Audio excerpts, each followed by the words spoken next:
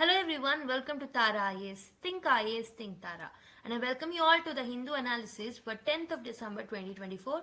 Let's start the video without any further delay. దానికన్నా ముందు video ఎవరైతే కొత్తగా చూస్తున్నారో make sure that you subscribe to our channel and click the notification bell icon. And also video మొత్తం చూసిన తర్వాత video కనుక నచ్చినట్టయితే లైక్ చేయడం మర్చిపోద్దు and give your feedback through the comment box. So let's start the video without any further delay. So the first article is focusing upon Trump 2.0 అనమాట. Okay, so second time అతను rule రావడం జరిగింది కాబట్టి so this is focusing on the Trump's 2.0 approach on the world and also India మీద ఎలాంటి impact ఉంటుంది అనేది focus చేస్తుంది. సో ట్రంప్ మనకు తెలిసిందే he is not an ordinary politician, ఎందుకంటే అతనికి ఉన్న ఐడియాస్ ఏవైతే ఉంటాయో these are more disruptive in nature. For example NATO అనేది యూస్లెస్గా ట్రీట్ చేస్తారు ట్రంప్. ఎందుకు? Because USA is contributing for the peace of the European nations, కానీ European nations contribution in to the NATO is very very low. Okay, European security కోసం European countries invest చేయకుండా నాటోలో the so called USA is contributing more అని చెప్పేసి దాన్ని ఒక useless organization గా treat చేస్తారు. Like who is treating it as a useless organization అంటే డొనాల్డ్ ట్రంప్. ఓకే, సో ఏంటంటే బేసిక్గా ఇతని ఐడియాలజీస్ అన్ని కొంచెం బిజినెస్ మైండెడ్ ఉంటాయి, ఎందుకంటే he was a business man. So he will not considered values anymore. Okay, values అనేవి చాలా తక్కువగా కన్సిడర్ చేయడం జరుగుతుంది. For example he will prioritize America in the first place. USA అనేది ఫస్ట్ ప్లేస్లో ఉండాలి, యుఎస్లో ఉన్న సిటిజన్స్ ఫస్ట్ ప్లేస్లో ఉండాలి, వాళ్ళకే జాబ్స్ రావాలి, వాళ్ళే సెటిల్ అవ్వాలి, వాళ్ళ క్వాలిటీ ఆఫ్ లైఫ్ ఇంప్రూవ్ అవ్వాలి అనే ఐడియాలజీతో మనకి ట్రంప్ ముందుకు వెళ్తూ ఉంటారు అనమాట. So he mainly global leaders ఏంటంటే they are actually looking forward to see whether Trump can do anything about decreasing the global conflicts that are surrounding around the world.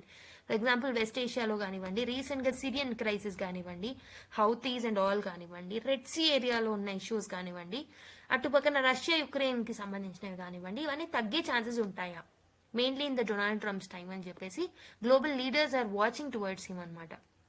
So బేసిక్గా మనకు ఇంతకుముందు ఇరాన్ మీద restrictions and sanctions వేయడం జరిగింది Trump. So Iran ఇప్పుడు ఉన్న నిస్సహాయ situation ఏదైతే ఉంటుందో, బికాస్ దాని యొక్క అలైజ్ అయిన కంట్రీస్ లైక్ సిరియా ఏవైతే ఉన్నాయో, so they are not in a good position now. So కాబట్టి ఇరాన్కి ఎక్కువ థ్రెట్ కలిగే అవకాశాలు ఉన్నాయి. ఇరాన్కి థ్రెట్ కలిగితే డెఫినెట్గా ఇరాన్ మీద డిపెండెన్సీ ఉన్న కంట్రీస్ మీద కూడా ఇంపాక్ట్ అనేది ఉంటుంది. And coming up with the Israel and other nations where USA is involving into the conflicts and funding them, so వాటిలలో ఒకవేళ Trump if is thinking that this is the waste of money and all, resources అనే వేస్ట్గా మనం వాళ్ళకి contribute చేస్తున్నాం అని అనుకుంటే డెఫినెట్గా he may cut down those supply of the resources. So దానివల్ల ఏమవుతుంది, కాన్ఫ్లిక్ట్స్ అనేవి తగ్గే ఛాన్సెస్ ఉంటాయి. So this may lead to the ceasefire of that countries and nations. Okay, కాన్ఫ్లిక్ట్స్కి ఒక ఎండ్ అనేది కలిగే ఛాన్సెస్ ఉంటాయి. ఇలా డిఫరెంట్ ప్రాబబిలిటీస్ అనేవి కూడా ఉన్నాయన్నమాట. మరి ఏం ఇష్యూస్ ఉంటాయనంటే for example US versus China issue. So trade wars అనేవి మళ్ళీ మొదలవుతాయి. Definitely it may lead to economic disruptions in the countries like India too. So India లాంటి కంట్రీస్ మీద కూడా హై టారిఫ్స్ వేసే అవకాశం ఉంటుంది. ఫర్ ఎగ్జాంపుల్ జిఎస్పీ స్టేటస్ గురించి చాలా కాంట్రవర్సీస్ అనేవి ఫస్ట్ టైంలోనే మనం చూసాం. కానీ ఒకటి ఏంటంటే China's involvement in Taiwan and all. So దీనివల్ల ఏమవుతుంది అని అంటే ట్రంప్ ఒకవేళ కొన్ని స్టెప్స్ తీసుకున్నారనుకోండి against China, so it will be a good thing to India.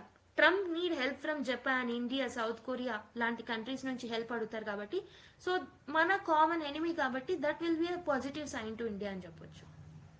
Okay, and ఇంకో పాజిటివ్ థింగ్ ఏంటంటే ట్రంప్ అండ్ నరేంద్ర మోదీ గారు కూడా they share some important similar ideas.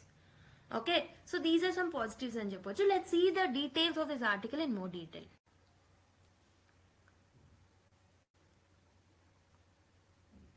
So బేసిక్గా ఈ ఆర్టికల్ మనకి జిఎస్ పేపర్ 2 ఇంటర్నేషనల్ రిలేషన్స్లో మనకి యూజ్ అవుతుంది. So especially in US India ties, global power dynamics, Indo Pacific స్ట్రాటజీలో.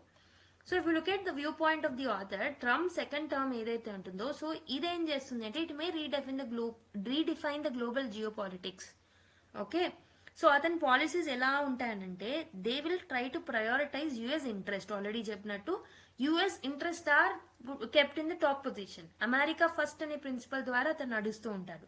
Okay, and he emphasises hard power over the multilateral cooperation. So అతను ఏంటంటే యూనిపోరల్ world ఉండాలి, America should be in the top అనే ఐడియాలజీతో ముందుకు వెళ్తారు. Okay, key focus ఏముంటాయి, key focus areas ఏముంటాయి Trump foreign పాలసీలో అంటే, ఫర్ ఎగ్జాంపుల్ యూరోప్ లో చూసుకుంటే, సో నాటో అలైస్ వేరే కంట్రీస్ యూరోపియన్ నేషన్స్ ఏవైతే ఉన్నాయో, so they have also to be taken, okay, వాళ్ళు కూడా ఖచ్చితంగా రెస్పాన్సిబిలిటీస్ ని తీసుకొని they also need to contribute through the financial resources to the NATO అని చెప్పేసి అంటూ ఉంటారు. ఓకే, ఆర్ఎల్స్ నేటో ఇస్ యూజ్లెస్ ఆర్గనైజేషన్ అని కూడా టర్మ్ చేసే స్టాన్సెస్ కూడా మనం చూసాం. సో వెస్ట్ ఏషియాలో మనకి it deepens pro Israel stance and limit US commitment, US commitments ఏవైతే ఉన్నాయో వాటిని తగ్గించడం వల్ల this may lead to Israel and other issues ఏవైతే ఉన్నాయో అవి సీజ్ ఫైర్ కి వచ్చే అవకాశాలు కూడా ఉన్నాయి. అండ్ చైనా పరంగా చూసుకుంటే, so US or Trump may take some aggressive economic and strategic confrontation to, okay. So ఇలా యుఎస్ ఒకవేళ ఈ చైనా పరంగా యుఎస్ తో ఇండియా టైఅప్ అయితే, so this may benefit to us also, particularly in the defence technology and etcetera. Okay, so basically what are the challenges, global challenges చూసుకుంటే unpredictable US policies, Trump transactional approach ఏదైతే ఉంటుందో, so this may create some uncertainty and instability in the countries అనమాట. Okay, multilateralism ని weak చేసే అవకాశాలు ఉంటాయి. Okay, mainly in the institutions like NATO, UN. దీనివల్ల global order అనేది డీస్టెబిలైజ్ అయ్యే ఛాన్సెస్ ఉంటాయి. చైనా యుఎస్ రైవల్రీ వల్ల ఇండో పెసిఫిక్ రీజియన్స్ లో హై టెన్షన్స్ అనేవి ఏర్పడే ఛాన్సెస్ ఉంటాయి, specifically in the South China Sea and also in the Taiwan. Regional challenges ఏముంటాయి ఇండియాకి అని అంటే, so managing US China tensions ఏవైతే ఉన్నాయో దీనివల్ల మన while maintaining the strategic economy or autonomy is a problem to India. So there should be a balanced approach that we have to deal. Okay, balanced approach తీసుకోవాల్సిన need అనేది ఉందన్నమాట. And also Bangladesh refugee crisis కానివ్వండి, sectarian violence కానివ్వండి, Pakistan China nexus కానివ్వండి, ఇవన్నీ India's position ని complicate చేసే chances ఉంటాయి. And there can be an increase in militarization and defence deals. Okay, దీనివల్ల రీజనల్ టెన్షన్స్ కూడా పెరిగే ఛాన్సెస్ ఉంటాయి. అండ్ ఇంకోవైపు ఎకానమిక్ ఛాలెంజెస్ కూడా ఏర్పడే ఛాన్సెస్ ఉంటాయి. ఓకే, సో ఒకవేళ ట్రంప్ తీసుకునే సమ్ ప్రొటెక్షనిస్ట్ మెజర్స్ ఏవైతే ఉన్నాయో దీనివల్ల మనం సో మన ట్రేడ్ గ్రోత్ అనేది డిస్టర్బ్ అయ్యే ఛాన్సెస్ ఉంటాయి. ఓకే, సో మన ఇద్దరి మధ్యలో అంటే మన ఇండియా అండ్ యుఎస్ మధ్యలో ఉన్న ట్రేడ్ ఏదైతే ఉంటుందో this is favourable towards India అనమాట బేసిక్ గా. ఓకే, సో ఫేవరబుల్ ఉంది కాబట్టి any protectionist measure that is taken by USA will hamper India's trade growth as well. So dependency on US for technology and defence should limit India strategic independence also. Okay, so what is India's position, strategic alignment? So we have shared interest with USA in countering China and securing India Pacific reason. So that will help us. Okay, US కి మనం help చేసాం అనుకోండి in countering China, that will help in having a peaceful Indo Pacific region as well. Strong defence ties ని పెంపొందించుకోవచ్చు. And we can cooperate mainly through Quads and AUKUS లాంటి groups ద్వారా మనం coordination ని పెంచుకోవచ్చు. ఎకానమిక్ పార్ట్నర్షిప్ కూడా తీసుకురావచ్చు. Okay, in order to reduce US China trade dependency. So we will get opportunities in improving our technology, semiconductor, supply chain resilience లో కూడా మన ప్రాబ్లమ్స్ ని మనం సాల్వ్ చేసుకోవచ్చు. And this can be a great opportunity to us. So India seeks to deepen US ties well maintaining strategic autonomy in the global affairs as well. So మనకి ఒకవైపు US తో మనం మంచి రిలేషన్ మెయింటైన్ చేస్తూనే global లో ఒక geo politics లో మనం ఒక స్టేబిలిటీని, ఒక స్టేబుల్ పొజిషన్ ని మనము బ్యాలెన్స్ తో నడిపించడానికి ట్రై చేయాలన్నమాట. Okay, so we have to even leverage our partnership with the countries like European Union and Russia also, so that we can balance the geopolitical pressures. So US tone mottam ekkuva friendship cheyadam valla it will weaken our stance in the global affairs. So andake we should maintain that balance. So what should be the way forward? Strengthening, how we have to strengthen the relation with USA అంటే defence corporation ని enhance చేసుకోవాలి. Joint military exercises ని, arm trades ని తీసుకురావాలన్నమాట. We have to strengthen collaboration in the terms of cyber security, emerging technologies లో collaboration అనేది పెంచుకోవాలి. Okay, we have to focus on technology and also innovation, mainly artificial intelligence, semiconductors and space technology వాటిలలో global అంటే US తో partnership అనేది promote చేసుకోవాలన్నమాట. Okay, and strengthen the Indo-Pacific strategy also. Okay, we have to deepen our collaboration under Quad లాంటి వాటిలో, AUKUS లాంటి groups లో కూడా we have to collaborate and we have to deepen our collaboration. Okay, Chinese aggression ని counter చేయడానికి US help కూడా తీసుకోవచ్చు, mainly in the South China Sea and also with respect to Taiwan issue. And economic engagement ని కూడా expand చేసుకోవచ్చు. Favourable trade agreements అనేది మనము మన ఫేవరబుల్ గా ఉండేటట్టు నెగోషియేట్ చేసుకుంటే మనం చైనా మీద ఏదైతే డిపెండ్ అయ్యామో ఆ డిపెండెన్సీని కూడా తగ్గించవచ్చు. And we can promote investments in the fields of infrastructure and digital sectors two. So we need to ensure regional stability, domestic and regional challenges. For example, Bangladesh refugee crisis కానివ్వండి, okay, sectarian tensions కానివ్వండి, వీటిని కూడా మనం balance చేసుకుంటూ ఉండాలి. We have to try to maintain the stability in the relations. Okay, and also South Asian neighbours తో కూడా మన టైస్ ని స్ట్రెంథెన్ చేసుకోవాలి to reduce the external pressures from other countries. And we have to preserve our strategic autonomy too. Okay, we have to balance our relation with not only US తోనే కాదు, చైనాతోని, రష్యాతోని, అందరితోని మనము ఒక సింగిల్ పార్ట్నర్ మీద ఎక్కువగా Reliance ఉండడం కన్నా we have to maintain that stability and strategic autonomy has to be maintained. Okay, we have to maintain neutrality in the global conflicts also. Okay, direct గా వాటిలలో ఇన్వాల్వ్ అవ్వకూడదు. So if you look at the strategic autonomy and multilateralism మధ్యలో differences చూసుకుంటే, మనం strategic అటానమీలో మన యొక్క national interest and sovereignty మీద ఎక్కువగా దృష్టి పెడతాం. వెరస్ మల్టీలాటరలిజం అంటే ఏంటంటే we are focusing upon the collective actions. So మనం షేర్డ్ యాక్షన్స్ అంటే వేరే కంట్రీస్ తో సహా మనము ఒక షేర్డ్ అండ్ కలెక్టివ్ యాక్షన్ తో ముందుకు వెళ్తాం. షేర్డ్ డెసిషన్ మేకింగ్ అనేది ఉంటుంది. సో ఇక్కడ స్ట్రాటజిక్ అటానమీలో ఫ్లెక్సిబిలిటీ అనేది ఉంటుంది. ఓకే, వేరాజ్ మల్టీలాటరలిజంలో ఫ్రేమ్వర్క్స్ అనేవి తీసుకురావాలి, డిఫరెంట్ నేషన్స్ ఒప్పుకోవాలి కాబట్టి so this is not more flexible అని చెప్పొచ్చు. So approach is we are independent from the global blocs with respect to strategic autonomy, but multilateralism వైపు మనం అడుగు పెడితే గ్లోబల్ కోఆపరేషన్ అండ్ డిపెండెన్సీ అనేది పెరుగుతుంది. సో స్ట్రాటజిక్ అటానమీ అంటే ఏంటి? For example, India is balancing its relation between USA and Russia two.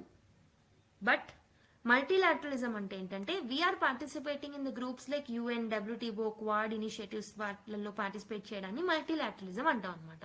Okay, so these are the concept of international relations. Okay, IR చదివేటప్పుడు ఈ కాన్సెప్ట్స్ మీరు చదువుతారు.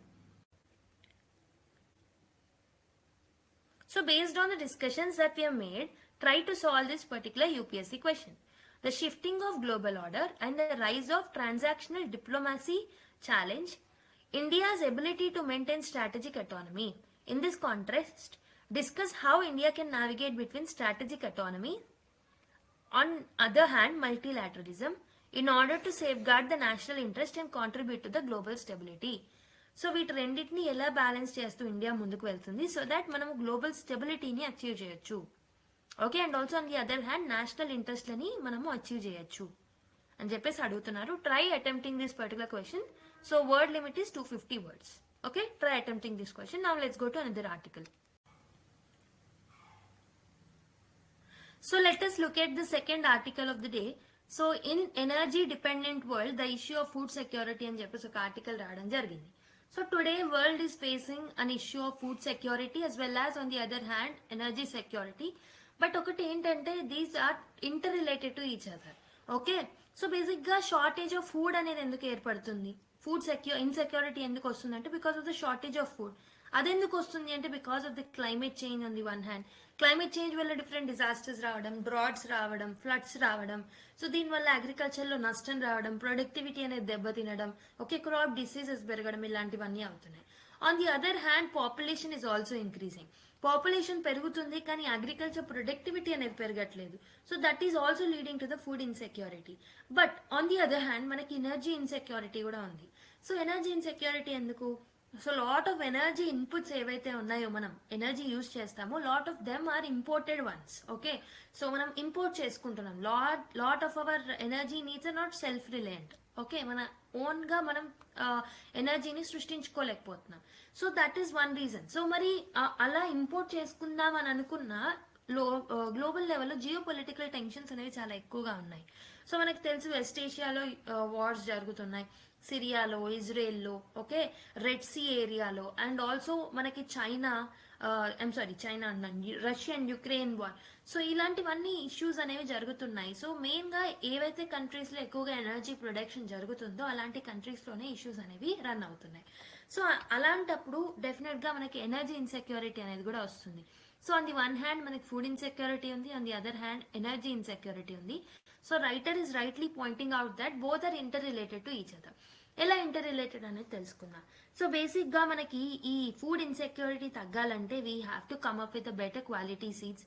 Fertilisers కూడా cheap గా అవైలబుల్గా ఉండాలి, బెటర్ క్వాలిటీ. అగైన్ లాజిస్టిక్స్ ఏవైతే ఉంటాయో కోల్డ్ స్టోరేజ్ సిస్టమ్స్ లాంటివన్నిటిని మనం ప్రాపర్గా ఇంప్రూవ్ చేయాలి. And also we have to develop post harvest మేనేజ్మెంట్కి సంబంధించిన ఇన్ఫ్రాస్ట్రక్చర్ని కూడా డెవలప్ చేయాలి. అండ్ ఫుడ్ వేస్టేజ్ ఏదైతే ఉంటుందో దాన్ని తగ్గించడానికి ట్రై చేయాలి. సో కానీ ఇక్కడ ఏంటంటే everything is related to energy again. ఇప్పుడు మనకు బెటర్ క్వాలిటీ సీడ్స్ని మనం ఇంపోర్ట్ చేసుకోవాలన్నా, ఇక్కడ నుంచి తేవాలన్నా, so we will rely on electricity, will rely on fuel, right? ఇరిగేషన్కి మనకి పవర్ అనేది అవసరం ఉంటుంది. ఫర్టిలైజర్స్ కూడా lot of fertilisers are developed through natural గ్యాస్ని యూజ్ చేస్తే మనం ఫర్టిలైజర్స్ ని డెవలప్ చేయొచ్చు. ఇలా ప్రతి ఒక్క అగ్రికల్చర్ నీడ్ అండ్ ఫుడ్ కి సంబంధించిన నీడ్ ఏదైతే ఉంటుందో so they or indirectly related to energy అనమాట. సో ఎనర్జీ మీద రిలే అయి ఉంటున్నాయి. So because of that writer is Poynting out that food security and also energy insecurity ఏవైతే ఉన్నాయో they are interrelated to each other. So ఒకటి లేకపోతే ఒకటి ఉండదు, that will lead to a vicious cycle అని చెప్పేసి writer is pointing out. Okay. And according to some studies, 11% of the global population ఎవరైతే ఉన్నారో so they are facing some kind of food insecurity. So between 2020 నుంచి 2023 మధ్యలో చేసిన studies ప్రకారం 11% some are the other form of the food insecurity problems ని face చేస్తున్నారు. Okay. And because of the it can be attributed because of the more food wastage as well. Okay. And ఇంకొకటి చూసుకుంటే food security and energy అనేవి ఏంటంటే they are the major global challenges that are deeply interconnected. World Bank report ఇచ్చిందనమాట, climate and development అనే report. So it is emphasising that the need to tackle food and energy crisis together for global stability. So రెండింటిని ఒకేసారి tackle చేస్తే we can achieve global stability అని చెప్పేసి World Bank ఒక report లో పేర్కొనడం జరిగింది. And if you look at the agriculture data, 70% of the water usage ఏదైతే ఉంటుందో అగ్రికల్చరే యూజ్ చేస్తుంది. And 20% of the greenhouse gas emissions are because of the agriculture. Okay. Agriculture ఎక్కువగా it is depending on the fossil fuels. 20% of the greenhouse gases అందుకే agriculture నుంచి వస్తున్నాయి. అంటే both are interrelated to each other and also the practices that we actually following are also not good to the environment, right?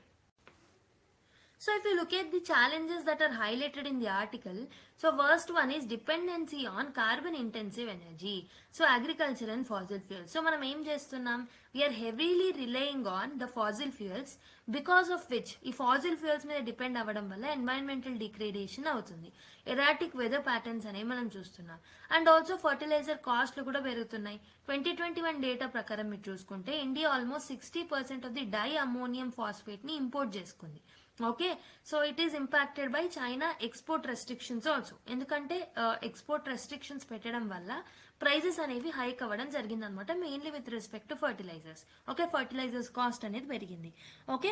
And also because of the COVID-19 pandemic తర్వాత కానివ్వండి, because of some global tensions and wars కానివ్వండి, supply chain disruptions అనేవి చూసాం. Okay. Supply chain ఏదైతే ఉంటుందో it has disrupted agriculture productivity mainly in the sub-Saharan Africa. So this is leading to the food insecurity అని చెప్పేసి author అంటున్నారు. ఇదే కాకుండా climate change impacts. Okay. Temperature rise అవ్వడం వల్ల, వెదర్ ప్యాటర్న్స్ అనేవి ఎరాక్టిక్ ఉండడం వల్ల కూడా మనకి క్లైమేట్ చేంజ్ వల్ల కూడా ఫుడ్ ఇన్సెక్యూరిటీ అనేది వస్తుంది. If you look at the data, 2.5 billion people అనేవాళ్ళు రిస్క్ లో ఉన్నారు because of the food insecurity. So ఈ పర్టికులర్ ట్రెండ్ అనేది 2020 నుంచి 2023 మధ్యలో ఇంకొంచెం ఎక్కువైందనే చెప్పొచ్చు. ఓకే. అండ్ ఆల్సో 2022లో చూసుకుంటే 11.8% of the global population food insecurity వల్ల బాధపడుతూ వచ్చారనమాట. So this is latest data, 2022 డేటాని. So next one is energy inequities కూడా ఉన్నాయి. 83% of the renewable energy investment ఏదైతే ఉంటుందో it is concentrated in high income nations only. Vulnerable regions ఏవైతే ఉన్నాయో వాళ్ళకి ప్రాపర్ గా ఫండ్స్ అనేవి లేవు. సో ఇంకొకటి ఏంటంటే areas with unreliable grids face agriculture productivity losses. So అంటే ఇక్కడ ఏంటి, energy is directly proportional to agriculture productivity. So grid facilities reliable గా లేని చోట్లలో అగ్రికల్చర్ ప్రొడక్టివిటీ అనేది లాసెస్ చూడడం జరిగిందనమాట. So this has led to the food insecurity. Okay, financial cost of addressing the crisis 90 billion అనేది మనకు అవసరం అనమాట 2030 కల్లా, in order to meet calorie needs of the world vulnerable population.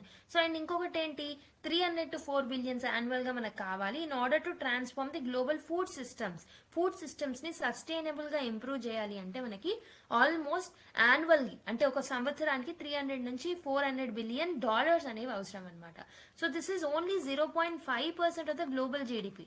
కాబట్టి దీన్ని ఇన్వెస్ట్ చేస్తే మనం ఫుడ్ ఇన్సెక్యూరిటీ ప్రాబ్లమ్స్ ని సాల్వ్ చేయొచ్చు along with the energy insecurity issues. Okay, so what is India's position then? Food energy nexus in India. So India అనేది ఎక్కువగా imported fertilizers మీద depend అయి ఉంటుంది. బట్ ఇంపోర్టెడ్ ఫర్టిలైజర్స్ మీద డిపెండ్ అవ్వడం వలన గ్లోబల్ ప్రైస్ ఏదైతే ఉంటుందో దాంట్లో ఫ్లక్చుయేషన్స్ మనం చూస్తున్నాం. So India is more vulnerable to the price fluctuations which are occurring globally. Okay, because of that fertilizers prices అనేవి తరచుగా ఎక్కువ అవ్వడం మనం చూస్తున్నాం అనమాట. ఓకే, అండ్ ఆల్సో అగ్రికల్చర్ అనేది ఇండియాలో it is major contributor to the green house gas emissions అనమాట. ఓకే, సో దీనివల్ల మనము ఏం ఆలోచిస్తున్నాం, we have to go towards the లో కార్బన్ ఫార్మింగ్ ఏదైతే ఉంటుందో దాన్ని అడాప్ట్ చేయడానికి ట్రై చేస్తున్నాం. నెక్స్ట్, రిన్యూవబుల్ ఎనర్జీ ఇన్వెస్ట్మెంట్స్ పరంగా చూసుకుంటే India is also making a progress in scaling up the investments in the renewable energy. So example 175 gigawatt target అనేది మనం 2022 కల్లానే అచీవ్ చేసాం. అండ్ 2030 కల్లా 500 గిగావాట్స్ అచీవ్ చేయాలి అని చెప్పేసి సోలార్ ఎనర్జీకి సంబంధించి టార్గెట్స్ కూడా పెట్టుకున్నాం. And solar powered irrigation systems ని డెవలప్ చేసాం. డీసెంట్రలైజ్డ్ రెన్యూవబుల్ ఎనర్జీ థింగ్స్ ని మనం డెవలప్ చేయడం జరిగింది అనమాట. సో దీని వల్ల ఏమైంది, this has help to decrease the reliance of India on the Indian agriculture on the fossil fuels మీద డిపెండెన్సీ అనేది తగ్గించుకోవడానికి ట్రై చేశాం. Next, rural India's dependency on agriculture and lack of access to reliable energy exacerbates the food insecurity. So rural ఇండియాలో main గా so agriculture ఎవరైతే farming చేస్తున్నారో ఎక్కువగా energy sources మీద డిపెండ్ అవుతున్నారు. దీనివల్ల వాళ్ళు ఫుడ్ ఇన్సెక్యూరిటీకి దారి తీసే ఛాన్సెస్ ఉన్నాయన్నమాట. Okay, and it is leading to crop productivity. Okay, crop is becoming unproductive. Okay, and water availability ఉండకపోవడం వల్ల కూడా ఒక్కొక్కసారి it is becoming a significant threat అని చెప్పి. సో మరి what should be the way forward అంటే we have to come up with integrated policy approach. So ఏవైతే మనం పాలసీస్ అడాప్ట్ చేస్తున్నామో that policy should address both food సెక్యూరిటీని address చేయాలి, energy యాక్సెసిబిలిటీని అండ్ క్లైమేట్ రెసిలియన్స్ ని కూడా దృష్టిలో పెట్టుకొని మనం పాలసీస్ ని ఫ్రేమ్ చేయాలన్నమాట. For example climate smart agriculture ని డెవలప్ చేయొచ్చు, renewable energy powered irrigation systems ని డెవలప్ చేయొచ్చు. సో ఈ విధంగా మనం ఇంటిగ్రేటెడ్ పాలసీ అప్రోచ్ తో ముందుకు రావాలి. రెన్యూవబుల్ ఎనర్జీ ఎక్స్పాన్షన్ కూడా ఇంపార్టెంట్ థింగ్. సో మనము రిన్యూవబుల్ ఎనర్జీ ఇన్వెస్ట్మెంట్స్ ని కూడా స్కేల్ అప్ చేయడానికి ట్రై చేయాలన్నమాట. Mainly vulnerable regions like rural India ఏదైతే అగ్రికల్చర్ మీద ఎక్కువ డిపెండ్ అయ్యి ఎనర్జీ రిసోర్సెస్ లేవో వాళ్ళ మీద ఎక్కువగా ఇన్వెస్ట్ చేయడానికి ట్రై చేయాలి ఆ ఏరియాస్ లో. Okay, and we have to prioritise solar and wind energy. Mainly agriculture usage లో solar and wind energy usage జరిగేలాగా చూసుకోవాలన్నమాట. And also we can actually go towards global cooperation. So financial and technological support ఏదైతే ఉంటుందో mainly developing nations నుంచి మనం తీసుకోవచ్చు అనమాట. So this will help in strengthening the global frameworks. Okay, so that అందరికీ equitable access అనేది ఉంటుంది fertilisers కి అండ్ ఆల్సో ఎనర్జీకి. ఓకే, అదే కాకుండా రీథింక్ అగ్రికల్చర్ ప్రాక్టీసెస్. సో మనం ఏవైతే అగ్రికల్చర్ ప్రాక్టీసెస్ చేస్తున్నామో వాటిని కూడా మనము we have to shift from fossil fuel based systems to low carbon agriculture వైపు మనం అడుగులు పెట్టాలన్నమాట. సస్టైనబుల్ ఫార్మింగ్ టెక్నిక్స్ ని ప్రమోట్ చేసుకోవాలి. Climate resilient crops and agroforestry లాంటి టెక్నిక్స్ ని మనం అడాప్ట్ చేసుకోవాలి. ఓకే, ఫుడ్ సిస్టమ్స్ మీద ఎక్కువగా ఇన్వెస్ట్మెంట్ అనేది పెట్టాలి. సో 300 to 400 బిలియన్ యాన్యువల్ గా మనం sustainable transformation of food systems మీద పెడుతున్నామా లేదా అనేది చూసుకుంటూ ఉండాలి. సో ఇంతవరకు మనం ఇన్వెస్ట్ చేస్తే సరిపోతుంది. సో దీనివల్ల మనం ఫుడ్ లాస్ ని తగ్గించవచ్చు, ఫుడ్ వేస్టేజ్ ని తగ్గించవచ్చు. Okay, if you are improving the supply chain management బాగా జరిగితే ఫుడ్ వేస్టేజ్ ని కూడా ప్రాపర్ గా తగ్గించవచ్చు. Okay, so empower vulnerable populations. Okay, particularly ఎవరైతే సబ్ సహారన్ అండ్ రూరల్ ఇండియాలో ఉంటున్నారో అలాంటి వాళ్ళని మనం ఎంపవర్ చేయాలన్నమాట.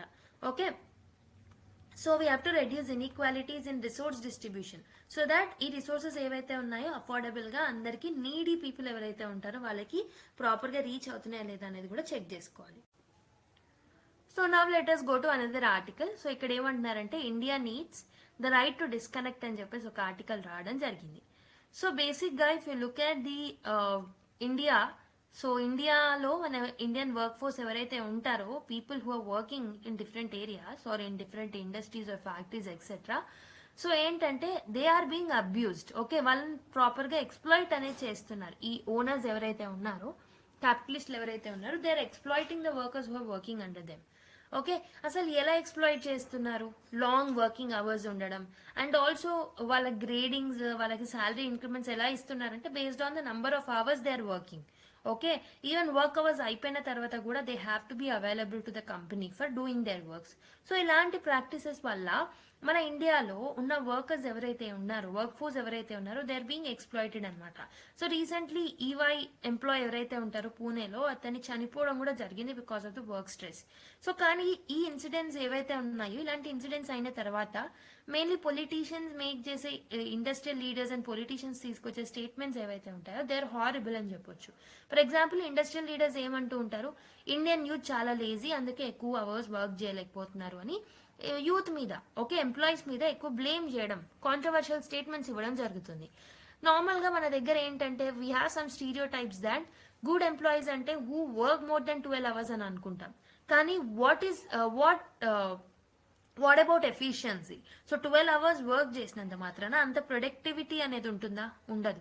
So there is a lack of efficiency. So ఇంకొకటి ఏంటంటే మనకి మన కంట్రీలో right to dignity and right to disconnect అనేవి లేవు. బట్ అదర్ కంట్రీస్లో, in many countries right to disconnect అని, రైట్ టు డిగ్నిటీ అని కొన్ని రైట్స్ అనేవి వర్క్ ఫోర్స్కి ఇవ్వడం జరుగుతుంది. So because working more hours is not equal to efficiency. So ఎక్కువ వర్క్ చేసినంత మాత్రాన ఎక్కువ ఎఫిషియెంట్గా ఉన్నట్టు కాదు. సో ఒకవేళ అలా ట్రీట్ చేస్తే మనము అది టాక్సిక్ వర్క్ కల్చర్ అని చెప్పొచ్చు. మెయిన్లీ ఏషియన్ కంట్రీస్ ఏవైతే ఉంటాయో లైక్ ఇండియా కానీ, జపాన్ కానీ, సౌత్ కొరియా లాంటి కంట్రీస్ ఏవైతే ఉన్నాయో, so these are treating like, ఈ కంట్రీస్లో ఎలా ట్రీట్ చేస్తారు అంటే the people who work more, who does more hard work or the one who is being active and they have to get increment or some salary benefits etc అని అనుకుంటారు. కానీ what is reality అని అంటే కొన్ని important countries like developed నేషన్స్లో కూడా workers ఎవరైతే ఉంటారో వాళ్ళకి ప్రాపర్ రైట్స్ అనేవి ఇస్తున్నారు. So 7 to 8 hours or 8 to 9 hours work చేసిన తర్వాత out side those hours that is there personal life. Okay, so company unless there is an emergency should not interfere into their personal life. So writer is focusing on right to dignity and disconnect. ఇలాంటివి ఇండియాలో కూడా తీసుకురావాలి అని చెప్పేసి writer is focusing upon that. So ఏంటంటే hard work అనేది కరెక్టే, hard work ఉంటేనే we can achieve something in our life. But hard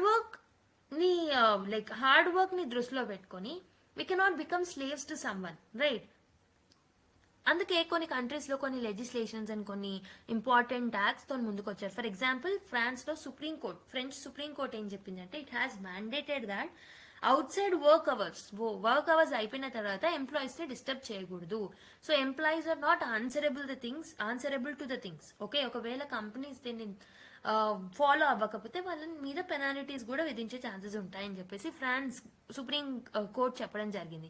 పోర్చుగల్లో మనకి చట్టం అనేది ఉంటుంది, రైట్ టు డిస్కనెక్ట్ అనే చట్టం. ఓకే, స్పెయిన్లో కూడా మనకి European Union etcetera right to ప్రైవసీని and right to dignity and right to disconnect అనే వాటిని ప్రమోట్ చేస్తున్నారు. ఆస్ట్రేలియాలో కూడా మనకి ఇలాంటి ఫ్రేమ్వర్క్స్ ఉన్నాయి. ఐర్లాండ్లో కూడా రైట్ టు డిస్కనెక్ట్కి సంబంధించిన చట్టాలు అనేవి ఉన్నాయన్నమాట. సో ఇలా డిఫరెంట్ ఏరియాస్లో, డిఫరెంట్ కంట్రీస్లో డిఫరెంట్ చట్టాలతో ముందుకు కూడా వచ్చారనమాట. So if you look at some studies, so over work చేయడం వల్ల, ఎక్కువ వర్క్ చేయడం వల్ల this lead to obesity problems వచ్చే అవకాశాలు ఉంటాయి. And also life style diseases like diabetes, heart diseases, that is cardiovascular diseases కానివ్వండి, హెల్త్ ఇష్యూస్ కానీ ఇవన్నీ వచ్చే ఛాన్సెస్ ఉంటాయి. అండ్ మెంటల్ హెల్త్ డిస్ట్రప్షన్స్ అనేవి కూడా జరిగే ఛాన్సెస్ ఉంటాయి. And also Harvard business review ప్రకారం వర్క్ ప్రెషర్ అనేది మెంటల్ స్ట్రెస్కి దారి తీస్తుందని చెప్పారు. ఓకే, సో ఏంటంటే చాలా కంట్రీస్, మెయిన్లీ డెవలప్డ్ నేషన్స్ ఏవైతే ఉంటాయో అలాంటి నేషన్స్లో ఎంప్లాయీస్కి ఫ్యామిలీ టూర్స్ చేసుకోవడానికి లీవ్స్ ఇస్తారు. సో డిఫరెంట్ లీవ్స్ స్వతహాగా కంపెనీయే ఇస్తుంది అనమాట. మన దగ్గర మనం లీవ్ అడగాలన్నా ఎలా అంటే మనం అబద్ధాలు చెప్పే స్టేజ్కి వెళ్ళిపోతాం. సో విల్ డెఫినెట్లీ లై. ఓకే, మనము లీవ్ తీసుకోవాలంటే ఏదో అబద్ధం చెప్పేసి will try to take the leave. So అంటే మన దగ్గర ఉన్న వర్క్ కల్చర్ అంత రిజిడ్గా ఉంటుంది అనమాట. So this is toxic work culture. So mainly in Japan లాంటి కంట్రీస్లో ఇంకొంచెం టాక్సిసిటీ ఎక్కువగా ఉంటుంది if you comparing it with India. So మరి రైటర్స్ ఏమంటున్నారు అని అంటే, so many employees were tortured by superiors కాబట్టి writers are pointing out that Supreme Court has should come up with some important laws. So అలా మనకి Vishaka guidelines, so which is focusing on work safety for women. So ఇలాంటి ఎన్నో judgments ద్వారా work కల్చర్కి సంబంధించి కూడా so Supreme Court has given many judgments also.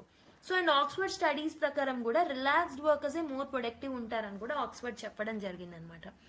So మరి ఇండియాలో ఎలాంటి చట్టాలు లేవా అంటే మన constitutional provisions are also supporting this particular right to dignity. For example DPSPs are something which will direct the state to perform some activities కదా. So article 38 ఏదైతే ఉంటుందో, so this speaks about the welfare of the people.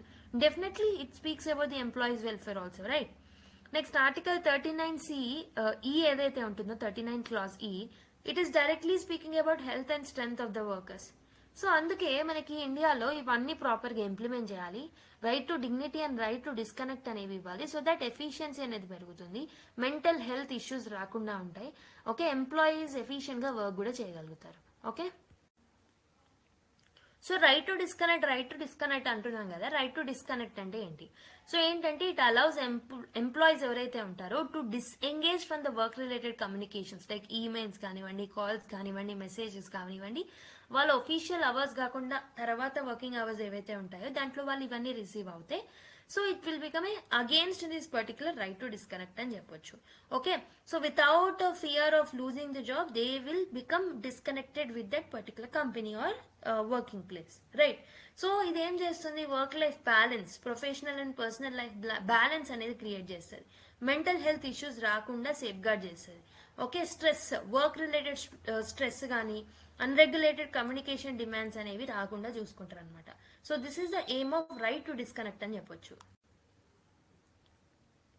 So ఎవరైతే argument ఎవరైతే right to disconnect ని support చేస్తున్నారో what are they arguing? So this will ensure work life balance అని అంటున్నారు. Personal life కి, ఫ్యామిలీ టైం కి and also on the other hand work life balance అనేది ఉంటుంది.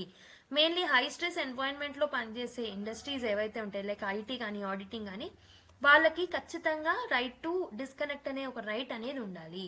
So this will help in improving their mental health situation. Health issues రాకుండా కాపాడుతుంది. It will boost productivity also and this will ensure accountability. Okay, more proper compensation ఇవ్వడం వల్ల, for example it prevents workplace exploitation and work without any proper compensation. So కొన్నిసార్లు ఎక్కువ work చేయించుకొని దానికి తగ్గ compensation కూడా ఇవ్వరనమాట. సో అలాంటి వాటికి చెక్ పెట్టొచ్చు. Okay, next this will help in respecting the employees time also. So global precedents countries like France, Portugal, Spain, Ireland ఇలాంటి చట్టాలను తీసుకొచ్చాయని ఆల్రెడీ చెప్పాను, which has gained a positive result. Okay, so ఇలా the proponents of right to disconnect are arguing by giving this points. But some of the critics are criticising that కొన్ని arguments against the right to disconnect కూడా ఇవ్వడం జరిగింది. Like operational challenges వస్తాయి. కొన్ని industries like health care, IT industries ఏవైతే ఉన్నాయో 24/7 availability ఉండాలన్నమాట. So in order to take up the emergency cases and all. So ఇలాంటి వాటిలలో ఇలాంటి రైట్ టు డిస్కనెక్ట్ లాంటివి మనము ఇంప్లిమెంట్ చేయలేము.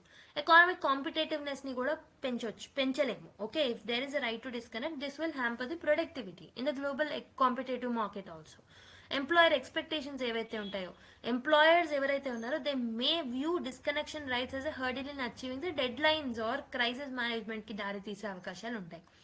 సో ఇండియన్ వర్క్ కల్చర్ ఏదైతే ఉంటుందో, so this speaks about working, over working.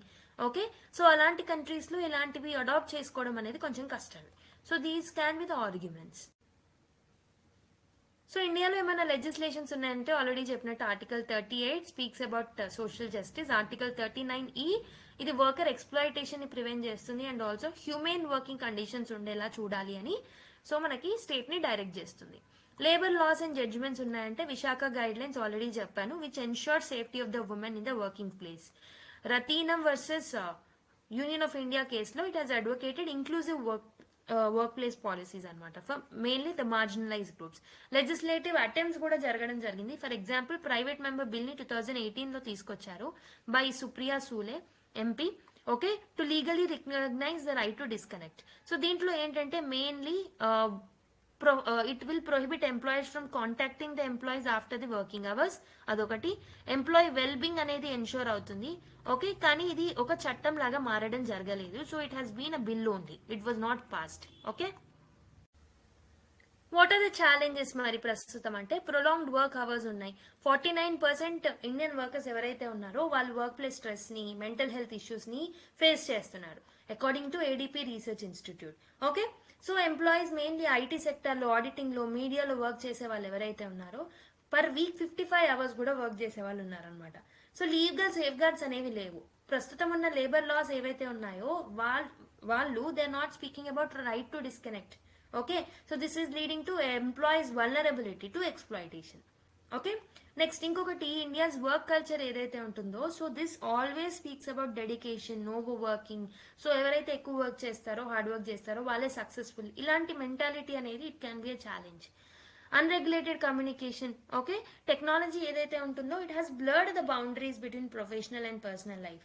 So దీనివల్ల ఖచ్చితంగా కాల్స్, ఈమెయిల్స్, మెసేజెస్ అనేవి ఏ టైంలో అయినా, మిడ్ నైట్ లో అయినా కూడా వచ్చే ఛాన్సెస్ ఉంటాయి అనమాట. We are expected to respond to them again. Okay, రావడం ప్రాబ్లం కాదు, we are expected to respond also. Sector specific issues ఉన్నాయి. For example health care, IT and customer service ఏవైతే ఉన్నాయో వాటిలలో ఈ రైట్స్ ని అడాప్ట్ చేసుకోవడం కొంచెం కష్టమే అని చెప్పొచ్చు. For example doctor has to be available to the patient 24/7. So emergency ఉంటే ఖచ్చితంగా వెళ్లాల్సిన బాధ్యత. Okay, it will be a doctor ethics. Okay, medical ethics అంటాం వాటిని, రైట్. సో ఈ ఛాలెంజెస్ ని మనం ఎదుర్కోవడానికి ఎలాంటి వే ఫార్వర్డ్ తో ముందుకు రావాలి? లీగల్ ఫ్రేమ్వర్క్, ఒక డిస్కనెక్ట్ యాక్ట్ ని మనం తీసుకురావాలి in the lines of France and Portugal. Okay, even Australia లాంటి కంట్రీస్ నుంచి కూడా we can actually pick up those best practices. Okay, mandate boundaries for work related communication outside the office hours also. Okay, emergency exceptions ఏవైతే ఉంటాయో వాటికి సంబంధించిన provisions ని కూడా add చేయొచ్చు. లేబర్ లాస్ ని స్ట్రెంథెన్ చేయొచ్చు. So we have to amend the existing labour laws so that we can add the right to disconnect in to it. Okay, so మనం ఆర్టికల్ 38, ఆర్టికల్ 39E ఏవైతే ఉన్నాయో so వాటిని కూడా proper గా state implement చేయడానికి try చేయాలి. Okay, next employer accountability. Companies ఏవైతే ఉంటాయో వాళ్ళు ఇంటర్నల్ పాలసీస్ ని తీసుకురావాలి అని చెప్పేసి వాళ్ళని కూడా స్ట్రెస్ చేయాలన్నమాట to come up with the disconnection rights.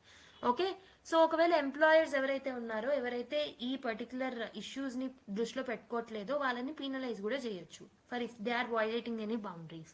Technological solutions, so email scheduling tools లాంటివి, ఆటోమేటిక్ స్టేటస్ లాంటివి, ఇవన్నిటిని ప్రివెంట్ చేయాలన్నమాట after the working hours. Okay, employee friendly apps ని తీసుకురావాలి to monitor and to regulate the communications, mainly timings. Okay, next one is cultural shift. So we have to promote awareness about benefit of work life balance మీద దృష్టి పెట్టడానికి try చేయాలన్నమాట. Okay, cultural norms ఏవైతే ఉన్నాయో that should focus on mental health and well being of even individual employees. Sector specific adaptations తీసుకురావచ్చు. Okay, mainly ఎక్కడైతే possibility ఉంటుందో అలాంటి పాసిబుల్ ఏరియాస్ లో వీటిని మనం నెరవేర్చి and areas like IT, health care ని ఎక్సెప్షన్స్ గా తీసుకోవచ్చు. Okay, awareness and advocacy is also very important. Okay, adoption problem అనేది ఉంటుంది ఇండియాలో అని చెప్పాం కదా, సో వాటిని ఫేస్ చేయడానికి we can actually come up with awareness and advocacy programmes, right. So we can take help of labor unions and NGOs also in order to advocate about disconnection rights among the people. So the next article, ఇక్కడ ఒక data facts అనేవి ఉన్నాయన్నమాట మనకి. India used 114 mg of antibiotics for every kg of meat అని చెప్పేసి మనకి 2020 data అనేది ఇక్కడ ఇవ్వడం జరిగింది. సో బేసిక్ గా యాంటీబయాటిక్ అబ్యూస్ అనేది మనం చూస్తున్నాం mainly in the animal husbandry industry. So basic గా యాంటీబయాటిక్స్ అనేవి it is a biggest breakthrough అని కూడా చెప్పొచ్చు. But however it is also increasing life expectancy of both humans and animals also. కానీ ఇది ఏం చేస్తున్నారు, ఓవర్ యూజ్ చేయడం వల్ల హెల్త్ ఇంపాక్ట్స్ అనేవి జరుగుతున్నాయి. ఓకే, యాంటీబ్యాక్టీరియల్ ఒక యాంటీబ్యాక్టీరియల్ డోస్ లాగానే కాకుండా దీన్ని ఎక్కువగా యూజ్ చేయడం వల్ల for other uses also this is becoming an issue అని చెప్పొచ్చు. So this is leading to antimicrobial resistance. Okay, antimicrobial resistance mainly మనం యానిమల్స్ లో కూడా చూస్తున్నాం. ఓకే, సో బేసిక్గా మనం చూసుకుంటే యానిమల్ హస్బెండరీ సైట్స్ ఏవైతే ఉన్నాయో, so these are very confined spaces లో ఉంటున్నాయి. సో వాటిల మధ్యలో యానిమల్ కి సోషల్ డిస్టాన్సింగ్ అనేది ఉండదు. సో ఇలా స్పేస్ కన్ఫైన్ ఉండడం వల్ల ఏమవుతుంది అంటే they are becoming prone to more diseases. ఈ డిసీజెస్ కి ఎక్కువగా ప్రోన్ అయిన అటాక్ అవుతున్నారు కాబట్టి this is leading to more use of the antibiotics in them. And on the other hand ఎక్కువగా మీట్ ప్రొడక్షన్ అవ్వాలి అని, మిల్క్ ప్రొడక్షన్ అవ్వాలి అని కూడా యాంటీబయాటిక్స్ ని ఎక్కువగా గ్రోత్ కోసం కూడా యూజ్ చేస్తున్నారు అనమాట, in order to increase the growth hormone in them. Okay, which is again becoming a deadly to human if they are consuming. Humans దాన్ని కన్స్యూమ్ చేయడం వల్ల it is becoming a deadly thing to human అనమాట. And మీరు చూసుకుంటే per kg మనం ఏదైతే antibiotics use చేస్తున్నామో in different products, దాంట్లో ఇండియా 30th పొజిషన్ లో ఉందన్నమాట. So out of 119 countries India is in the 30th position in usage of the antibiotics in the animals. So per kg మనం చూసుకుంటే chicken లో 35 milligrams of antibiotics ని use చేస్తున్నాం, which is the lowest according to the data. So దాని తర్వాత క్యాటిల్లో మనం 50 mg of or 60 mg of antibiotics ని మనం యూజ్ చేస్తున్నాం అనమాట పర్ కేజీకి. పిగ్స్ లో అయితే 173 మిలీగ్రామ్స్ యూజ్ చేస్తున్నాం. Most of the antibiotics are used in sheep production లో ఎక్కువగా యాంటీబయాటిక్స్ యూజ్ చేస్తున్నాం. Almost 243 milligrams per kg meat లో మనం దీన్ని యూజ్ చేయడం జరుగుతుంది అనమాట. So this has become an issue. So అందుకే మనం ఏం చేయాలి, we have to come up with some laws or we have to face this challenges by reducing the usage of it. So మీరు ఈ పర్టికులర్ మ్యాప్ లో చూసుకున్నా main గా మనకి ఏషియన్ కంట్రీస్ ఏవైతే ఉన్నాయో they are using more antibiotics. And మనకి ఈ యూరోపియన్ నేషన్స్ ఏవైతే ఉన్నాయో వాళ్ళలో స్ట్రిక్ట్ లాస్ ఉండడం వల్ల యాంటీబయాటిక్స్ ని ఎక్కువ యూజ్ చేయట్లేదు. వెరాజ్ ఈవెన్ ఆఫ్రికన్ నేషన్స్ లో కూడా మనకి యాంటీమైక్రోబియల్ రెసిస్టెన్స్ అనేది లేదు, అంటే ఆ ప్రాబ్లం అనేది లేదు, because they are using less antibiotics. ఎందుకు, అఫోర్డబిలిటీ అనేది ఇష్యూ ఉంది కాబట్టి, African nations are not able to afford కాబట్టి they are not using. So which is becoming a positive thing for them. Okay, so దీని గురించి ఈ ఆర్టికల్లో హైలైట్ చేయడం జరిగింది. Let's see more details of the article. So what is the grave concern that was highlighted in the article అంటే antibiotics that were used in life stock. So almost 114 milligrams of antibiotics meat production లో 2020లో India use చేయడం జరిగింది. So it has ranked 30 globally out of 190 countries in the antibiotic use in the animals. Already చెప్పాను. So mainly common used వచ్చేసి మనకి పౌల్ట్రీలో, Pig farming లో, cattle growth లో ఎక్కువగా యూజ్ చేస్తున్నాం. Okay, highest in the sheeps already చెప్పినట్టు 243 milligrams per KG of meat sheep లో మనం యూజ్ చేస్తున్నాం. Okay, so this is the highest. So దీనివల్ల మనకు వచ్చే ప్రాబ్లం ఏంటంటే యాంటీమైక్రోబియల్ రెసిస్టెన్స్ అనమాట. Okay, so because of the over use this is leading to AMR. Okay, making bacteria resistant to the antibiotic. So ఇక్కడ AMR అంటే nothing but ఆ microorganisms ఏవైతే ఉంటాయో, బ్యాక్టీరియా కానీ, వైరస్ కానీ, ఫంగై కానీ ఏదైనా, so they are becoming resistant to antibiotics అనమాట. Okay, so this is one of the biggest global health threat in the country as per WHO reports also. Okay, mainly the animals lo kuda. So we need a one health approach. Avuna? So animals ni ante ippudu animals lo avutundi kada manakem problem ante, so food chain ద్వారా animals ni consume చేసుకుంటున్నారు. So non-veg consumption, non-vegetarian diet అనేది it is becoming a trend in the country as well, in India లాంటి countries as well. So definite గా we need something called as one health approach. So దాంతో మనం antimicrobial resistance use ని మనం తగ్గించాలి.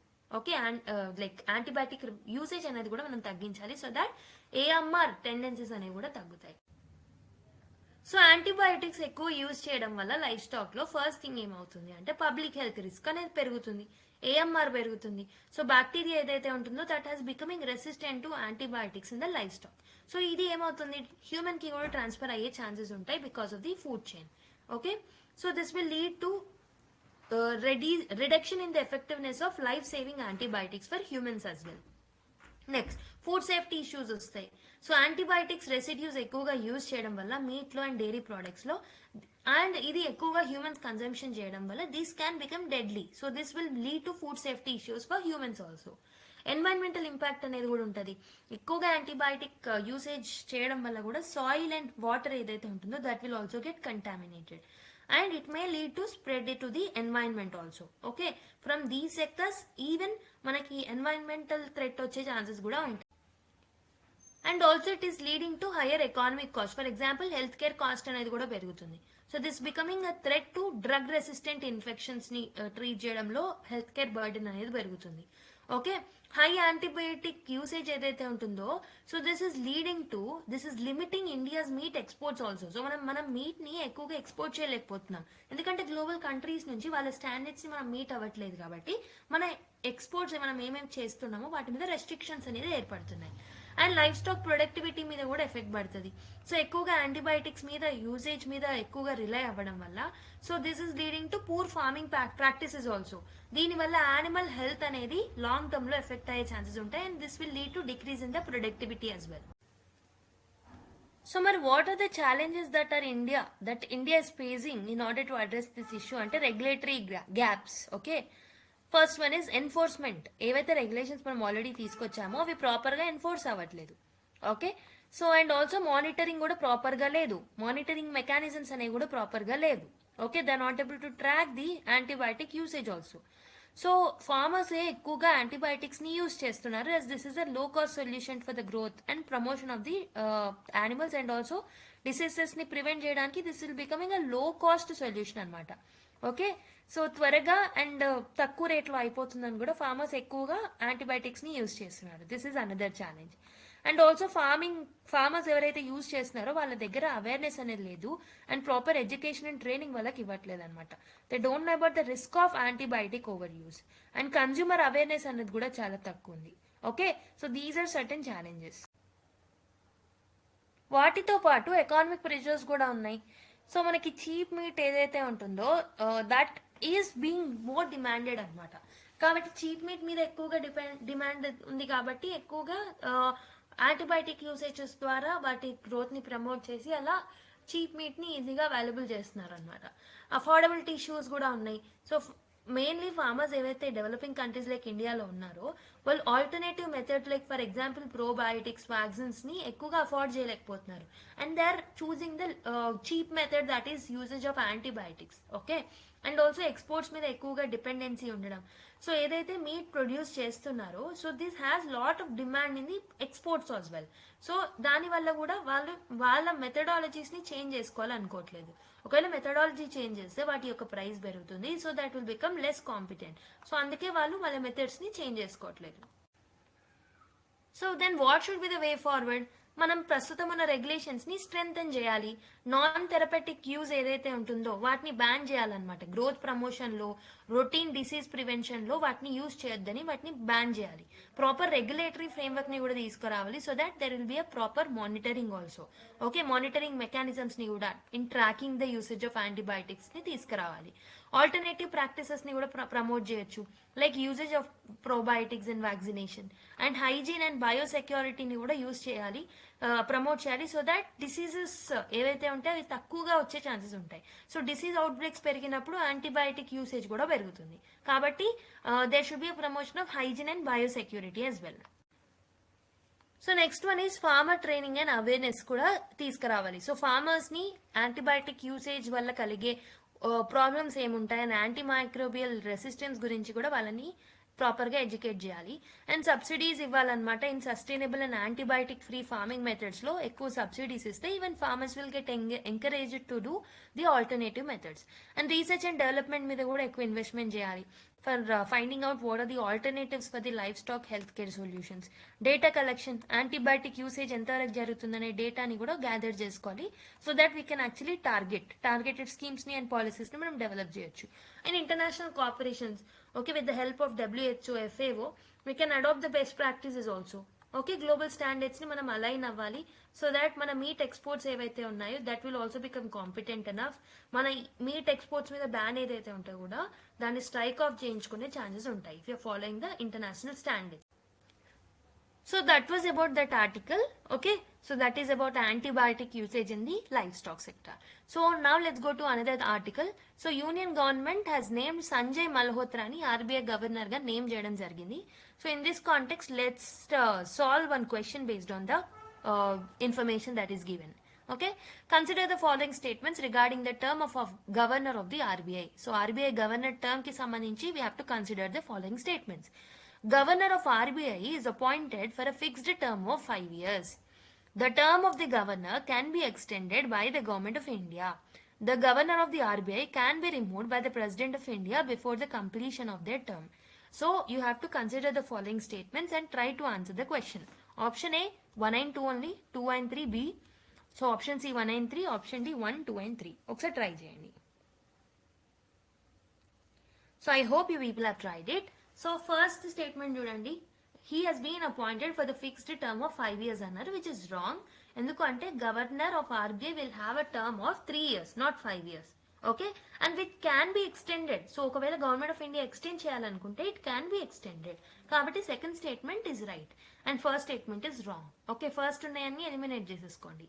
So direct గా మనకు answer ఏమవుతుంది, option B. So let's solve the third statement also. The governor serves the governor of the RBI can be removed by the president of India before the completion of term అంటే yes. ఎందుకు అంటే governor of RBI will serve at the pleasure of the president అన్నమాట. Okay, at the pleasure of the government, not president. So కాబట్టి that person can be removed by the president of India before completion of the term itself. So అందుకే మనకు option B is the right answer. Okay,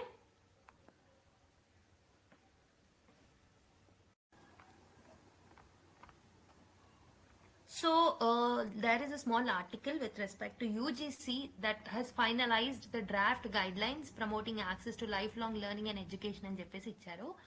so ఇక్కడ ఏం చేసిందంటే UGC కొన్ని guidelines ని provide చేసింది, draft guidelines ని for implementation of something called as RPL. RPL అంటే ఏంటంటే, so this will be in line with national education policy and new education policy 2020. Okay, so RPL అంటే ఏంటంటే it's a recognition of prior learning అంటాం. So recognition of prior learning అంటే ఏంటో ఆ term meaning తెలుసుకోవడం important ఈ particular news context కన్నా.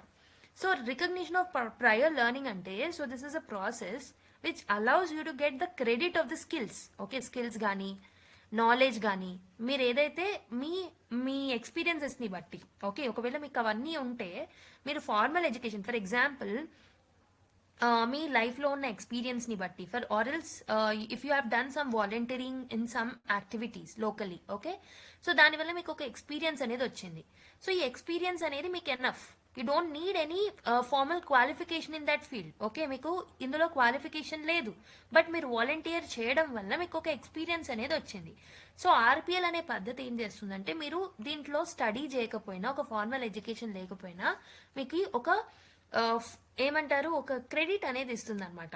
Okay, it will treat you as if you already qualified. So ఇక్కడ ఏమవుతుందంటే, this is a process that will allow you to get the credit for the skills or the knowledge or the experiences that you have already have even if you have not done a formal education. Okay, if you have learn something through the work కానీ volunteering కానీ life ఎక్స్పీరియన్సెస్ని వల్ల కానీ మీకు RPL అనేది ఇస్తుంది అనమాట. So RPL ఏం చేస్తుంది అని అంటే, it will help you to prove it so you don't have to repeat the training in that particular field again and again. So దీనివల్ల మీ టైం అనేది సేవ్ అవుతుంది.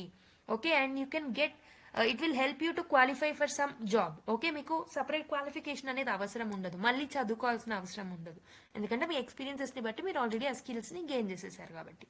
ఓకే, ఐ హోప్ మీకు ఈ పర్టికులర్ కాన్సెప్ట్ అర్థమైందని అనుకుంటున్నాను. సో అదనమాట ఈరోజు వీడియోకి. So I hope this video has help you and this video has added some value to your knowledge base. మరి నెక్స్ట్ క్లాస్లో కలుద్దాం. Until then take care, bye. And video నచ్చితే లైక్ చేయడం మర్చిపోద్దు. Please share it with your friends and fellow aspirants. Okay, and thank you everyone. Keep smiling and bye.